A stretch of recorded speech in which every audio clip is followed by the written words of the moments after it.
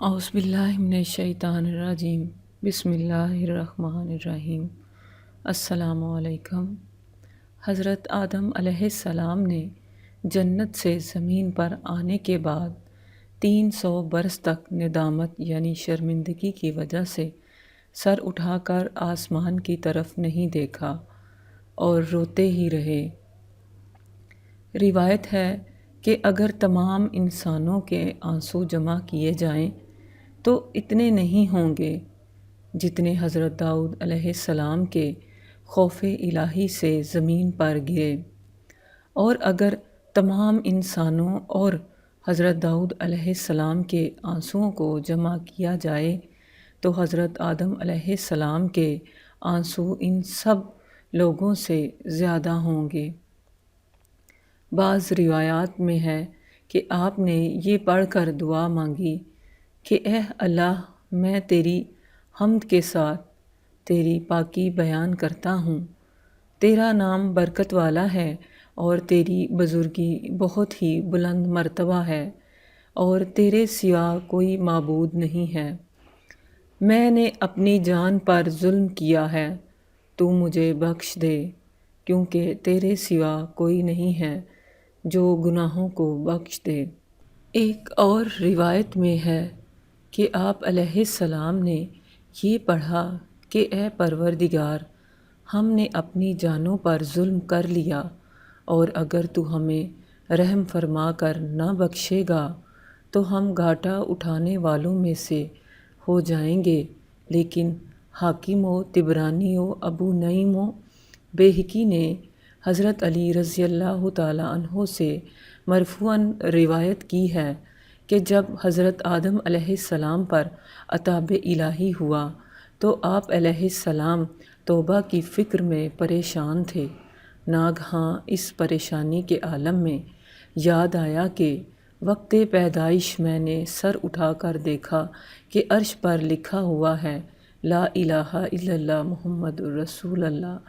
اسی وقت میں نے سمجھ لیا تھا کہ بارگاہ الہی میں وہ مرتبہ کسی کو میسر نہیں جو محمد صلی اللہ علیہ وآلہ وسلم کو حاصل ہے، کہ اللہ تعالیٰ نے ان کا نام اپنے نام اقدس کے ساتھ ملا کر عرش پر مکتوب فرمایا ہے۔ لہٰذا آپ نے اپنی دعا کے ساتھ یہ عرض کیا کہ اے اللہ، تیرے بندہ خاص محمد صلی اللہ علیہ وآلہ وسلم کے جاہ و مرتبہ کے طفیل اور آپ کی بزرگی کے صدقے میں جو انہیں تیرے دربار میں حاصل ہے، میں تجھ سے دعا کرتا ہوں کہ تو میرے گناہ کو بخش دے۔ یہ دعا کرتے ہی اللہ تعالیٰ نے ان کی مغفرت فرما دی اور توبہ قبول ہوئی۔ قرآن مجید میں اللہ تعالیٰ نے فرمایا، پھر سیکھ لیے آدم نے اپنے رب سے کچھ کلمات تو اللہ نے ان کی توبہ قبول فرمائی۔ بے شک اللہ تعالیٰ بہت توبہ قبول فرمانے والا مہربان ہے۔ اس سارے واقعے سے ہمیں یہ درس ہدایت ملتا ہے۔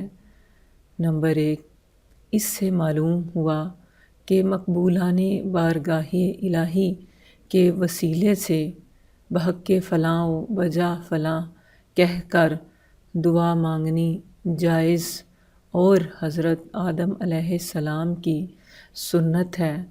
نمبر 2، حضرت آدم علیہ السلام کی توبہ 10ویں محرم کو ہوئی۔ جنت سے نکلتے وقت دوسری نعمتوں کے ساتھ عربی زبان بھی آپ سے بلا دی گئی تھی اور سریانی زبان آپ علیہ السلام کی زبان پر جاری کر دی گئی تھی، مگر توبہ قبول ہونے کے بعد پھر عربی زبان بھی آپ علیہ السلام کو عطا کر دی گئی۔ نمبر 3، چونکہ حضرت آدم علیہ السلام کی خطا اجتہادی تھی اور اجتہادی خطا معصیت یعنی گناہ نہیں ہے، اس لیے جو شخص حضرت آدم علیہ السلام کو عاصی یعنی گنہگار یا ظالم کہے گا، وہ نبی کی توہین کے سبب کافر ہو جائے گا۔ اللہ تعالیٰ مالک و مولا ہے، وہ اپنے بندہ خاص حضرت آدم علیہ السلام کو جو چاہے فرمائے، اس میں ان کی عزت ہے۔ دوسرے کی کیا مجال کہ خلاف ادب کوئی لفظ زبان پر لائے اور قرآن مجید میں اللہ تعالیٰ کے فرمائے ہوئے کلمات کو دلیل بنائے۔ اللہ تعالیٰ نے ہمیں انبیاء اکرام علیہم السلام کی تعظیم و توقیر اور ان کے ادب و اطاعت کا حکم دیا ہے، لہٰذا ہم پر لازم ہے کہ ہم انبیاء کرام کے ادب و احترام کو لازم جانیں اور ان کی شان میں کوئی ایسا لفظ نہ بولیں جس میں ادب کی کمی کا کوئی شائبہ ہو۔ میرے چینل کو لائک اور سبسکرائب کرنے کے ساتھ ویڈیو کو صدقہ جاریہ کے طور پر ضرور شیئر کیجیے گا۔ اپنی دعاؤں میں یاد رکھیے گا۔ السلام علیکم۔